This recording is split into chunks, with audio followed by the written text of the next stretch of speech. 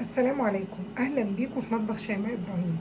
يلا نقول بسم الله ونصلي على حبيب الرحمن. اللهم صل وسلم وبارك على سيدنا محمد، وزيدوا النبي صلاه كتير. النهارده باذن الله عايزين نعمل فطار افوكاتو. عايزين نوظفه بطريقه مختلفه غير ان هو عصير. تعالوا نفطر بيه النهارده. مقاديرنا ايه؟ معايا 2 حبه من ثمره الافوكاتو، ممكن واحده بس على فكره. يعني لو هتعملي واحده بس، فص توم واحد بس اهرسيه كده، وقرن شطه وليمونه. نعمل بالشكل ده كده. نقول بسم الله. هرسنا فص التوم والقرن الشطه مقطعينه تقطيع كده.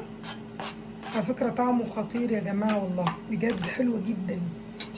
وهنبتدي نفضي كده الافوكاتو بكل سهوله، ما بتاخدش اي وقت خالص. نفتحها بالسكينه بالطول كده.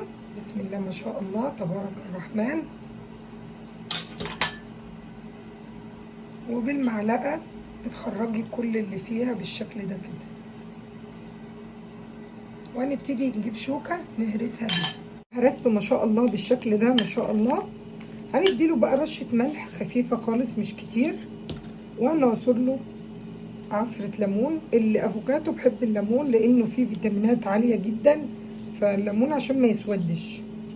عصره ليمون بالشكل ده، وكده جاهز معانا ان احنا ناكله بالعيش كده. يا وجبه فطار تحفه تحفه، جميل جدا وطعمه خطير. هنديله بس رشه زيت زيتون وكده يبقى شكرا. اهو بالشكل ده كده، رشه زيت زيتون. طعمه جميل قوي يا جماعه، والله انا جربته الاول قبل ما اعمله. شوفوا لي القمر، ايه العسل ده، حاجه كده شكل تحفه ما شاء الله. رشه زيت خفيفه على الوش نزوقه بيه كده، وتقمري لك رغيف محترم كده اللي احنا عاملينه في القناه فظيع. وغمسي وافطري، وهو ده الفطار. تعالوا نشوف الوصفه التانيه كده. ما شاء الله دي الوصفه التانيه بقى للفطار. جيبي واحده ونفتحها ونقطعها كده بالسكينه طرنشات كده. ونعمل ايه؟ نديلها رشه ملح بس كده، ورشه فلفل اسود. بصوا، رشه ملح خفيفه، عصره ليمون. لازم الليمون، نحط هنا ليمون كده بالشكل ده.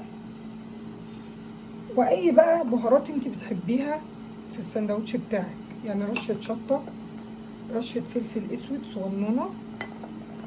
نسلق بيض بسم الله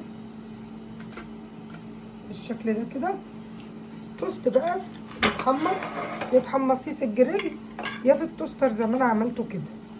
وهتبتدي بقى تاخدي من لان الافوكاتو عامل بمثابه الزبده كده. شفتوا الزبده اللي احنا بنستخدمها؟ هو يعتبر زي الزبده. اهو تفرشي بقى السندوتش بالشكل ده، الفلفل والبهارات والليمون، ونحط عليه البيض بتاعنا. وطبعا بيتاكل سخن على طول في لحظتها يعني. ودي الوصفه التانيه للفطار، وبألف هنا يا جماعه. ما شاء الله تبارك الرحمن. بكده عملنا احلى فطار صحي ومختلف، حاجه جديده وطعمه خطير. مش هتندموا لما تجربوه. جربوه بألف هنا.